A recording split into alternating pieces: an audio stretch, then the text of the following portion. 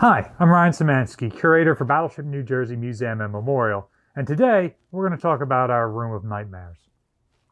So, the battleship just reopened after the winter, and one of the surprisingly common comments that we've gotten since then is, oh man, you should put mannequins in these spaces. Well, I really hate mannequins. I don't think they add much to the museum. I don't think they look good. And today we're going to have a museum theory video where we talk about why I don't think mannequins are all that successful in museum ships. So first of all, the battleship, I think it was through a grant, but before my time here, it was something like $40,000 to buy somewhere around 60 of these mannequins. And so when I started working here at the museum, these mannequins were out all over the ship. They looked awful. They just pick up dust. Their uniforms fade over time. They are trying to look like people, but they don't come over that uncanny valley. So visitors walk into a space and there's just like this humanoid form monster looming over you and scare you. They scare kids. We're trying to be a kids museum here, and instead we got random body parts, and this guy's headless. It's just a mess, and they don't look good. About halfway through my tenure here, we decided to remove all of the mannequins from the tour route, except for a very small number. There are a couple in a diorama of a crossing the line ceremony. There are a couple that were intentionally bought for thousands of dollars each to look like Admiral Halsey and Admiral Carney.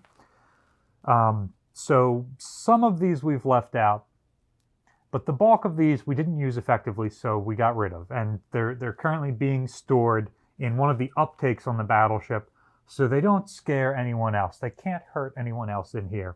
But we've still got them all dressed and ready to go, with limbs falling off, if we ever want to use them again. So, how were these used ineffectively? We had mannequins in the barber shop sitting in the barber chair. We had mannequins in medical. They were in all of these places where you don't need to see a mannequin there to understand what's going on. You know what a barber shop looks like. You know what a dentist's office looks like. I hope. If you don't, man, go get braces. But you do not need to see one of these guys sitting in a chair to know what the chair is for. In fact, when we took the mannequin out of the chair, well, now you can sit in the chair in the barber shop if you want to. Cool. Not that you've never done that before. So it really wasn't an effective use of mannequins. What do I think an effective use of mannequins would be?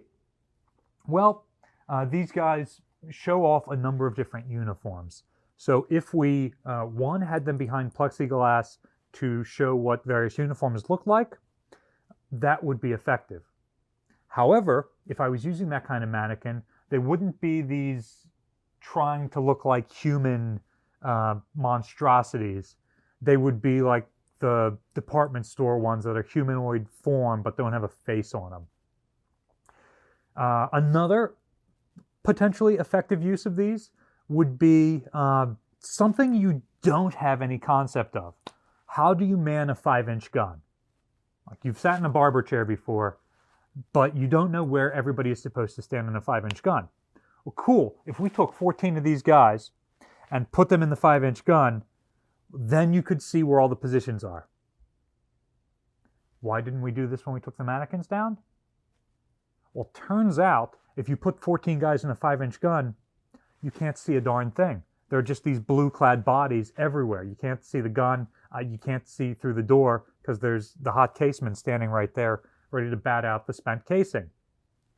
So while that is a circumstance in which I would use somebody like mannequins like this, there wasn't really an effective way to do it on this ship because of how manpower intensive things were and how closely these guys stood together. I thought it was more important for the 5-inch gun mount that we restored for you to be able to walk into it, as opposed to you being able to look into it from the outside and see 14 of these rubber monsters stacked up on top of each other. Another problem with these guys is, we're a small museum. We've got a small staff. If we've got 60 of these guys up around the tour route, they're collecting dust, their uniforms are getting wrinkly, they aren't wearing the uniforms the way they're supposed to be worn. It's disrespectful to those people who did wear the uniforms. So there's two solutions. One, we could pay for staff members to go around and undress and redress these mannequins, which is the worst job in the world. Like, if you want to make that part of my job description, see ya. I'll go down to Battleship, Texas, or somewhere else. Not going to do that here. Dressing mannequins is awful, but you would have to periodically, probably once a year, take these guys apart, wash everything, and then dress them again. So it's just entirely too much work for very, very little interpretive value at the end of the day. So at the end of the day, these things don't add much to the vessel, but they distract from it entirely. We take about 10,000 school kids a year through the ship. And rather than listening to what was going on, these children were terrified that we were going to round another corner and one of these monstrosities was going to be looming over them in the next doorway, which is really how they were set up. They were all over the tour route. You never knew where they were. They were even in spaces that weren't on the tour route. I would go off the tour route to do a thing, and there's just a mannequin sitting here. And what's worse, people didn't treat the mannequins or the museum with respect. They would jump over barriers and remove articles of clothing from the mannequins to take as souvenirs, or they would reposition the mannequins in suggestive situations. And it was more trouble maintaining the mannequins, which were blocking your view of the ship that you came here to see, than it was any value provided whatsoever to the tour route. So that is why they are currently here until me or one of my successors comes up with a good use for these guys. So what's your opinion on mannequins? Can you name any museums that have done them really well? Or, even more fun, do you agree with my sentiments about mannequins, or do you think that they're a distraction? Let us know in the comment section down below. I'd love to start a discussion about this museum theory concept. Do you think that mannequins that try to look like humans are better? Or do you think that mannequins that are more like department store, just like showing off an outfit type thing, are better? Let me know all your thoughts. Battleship New Jersey receives operating support from the New Jersey Department of State, also from a number of other businesses and private individuals like yourselves. We really appreciate your support, and there's a link in the description below for more ways you can donate to help the museum out. You can also support us by liking, sharing, and subscribing so more people find about us and our museum. Thanks for watching.